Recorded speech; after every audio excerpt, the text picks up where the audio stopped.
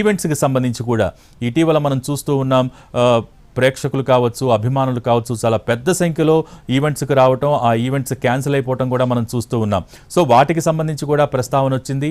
ముందస్తు అనుమతులు, తగిన బందోబస్తు ఉంటేనే ఈవెంట్లకు ఇకపై అనుమతులు ఉంటాయని కూడా తెలియజేసింది ప్రభుత్వం. ఖచ్చితంగా ఈవెంట్స్ విషయంలో కావచ్చు, లేకపోతే ప్రజలకు అక్కడికి వచ్చిన ప్రేక్షకులకు కావచ్చు, అభిమానులకు కావచ్చు సౌకర్యాలు కల్పించే విషయంలో ఖచ్చితంగా నిబంధనలు పాటించాల్సిందే. ఇకపై కఠినంగా ఉంటాం ఆ విషయంలో.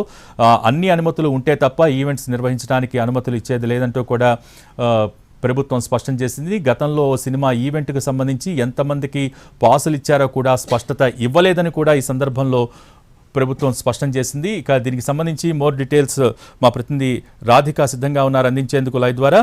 Radhika, over to you.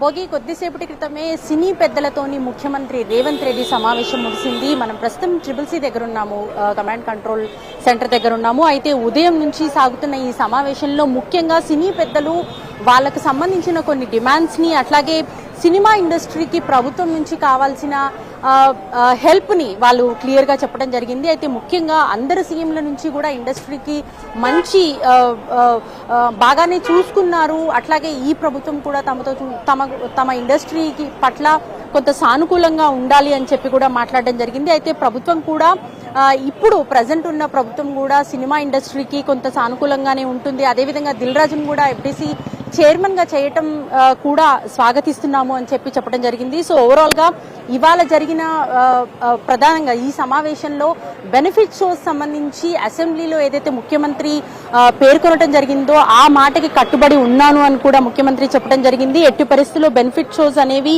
ఇక నుంచి ఉండవు అనే దానికి సీఎం అయితే తేటతలం చేసినట్టుగా చెప్పుకోవచ్చు. అయితే ముఖ్యంగా వీళ్ళు అంటే సినిమా ఇండస్ట్రీ పెద్దలకు సంబంధించి ఇప్పటికే అనేక మంది హీరోలు, నిర్మాతలు, దర్శకులు పాల్గొని వాళ్ళకి సంబంధించిన డిమాండ్స్ అయితే ఇటు ముఖ్యమంత్రి ముందరైతే ఉంచారు. ముఖ్యంగా తెలంగాణలో, హైదరాబాద్ లో ముఖ్యంగా సినిమా ఇండస్ట్రీ అనేది చాలా యూనివర్సల్ లెవెల్లో ఈ ఇండస్ట్రీ వెళ్తుంది కాబట్టి దానికి తగ్గట్టుగా ఇండస్ట్రీకి ప్రభుత్వం నుంచి ఆ హెల్ప్ కూడా ఉండాలి అని చెప్పి ముఖ్యంగా చెప్పినట్టుగా తెలుస్తోంది. అయితే ప్రభుత్వానికి కూడా ఎప్పటికప్పుడు ఇండస్ట్రీ సహకారం కూడా ఉండాలి, ఎందుకంటే సిఎస్ఆర్ దీంట్లో కూడా ఆ సహకారాన్ని అందిస్తూ ఉండాలని కూడా చెప్పడం జరిగింది.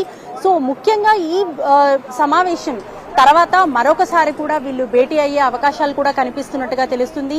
మరి కాసేపట్లో ఇండస్ట్రీ పెద్దలు, ఇటు నిర్మాతలు, దర్శకులు, హీరోలు కూడా మీడియాతో మాట్లాడే అవకాశాలు కూడా కనిపిస్తున్నాయి. ముఖ్యంగా ఈ సమావేశంలో అయితే బెనిఫిట్ షోస్ కి సంబంధించిన విషయంలో, అట్లాగే బౌన్సర్స్ విషయంలో కూడా కొంత సీరియస్ గా ఉన్నట్టుగా తెలుస్తుంది. ఎందుకంటే బౌన్సర్స్ బయటకు వచ్చినప్పుడు ఇష్టారాజ్యంగా వ్యవహరిస్తున్నారు, కనీసం లాని రెస్పెక్ట్ చేయట్లేదు అనేది ప్రధానంగా ఇక్కడ ఇటు ముఖ్యమంత్రి తరఫున చెప్పినట్టుగా తెలుస్తుంది. అయితే నార్మల్ గానే తెలుగు సినిమా ఇండస్ట్రీ అనేది కొంత ఈ మధ్యకాలంలో పాన్ ఇండియా లెవెల్లో అట్లాగే వరల్డ్ రికార్డ్స్ కూడా సృష్టిస్తున్న క్రమంలో కొంత ప్రభుత్వం.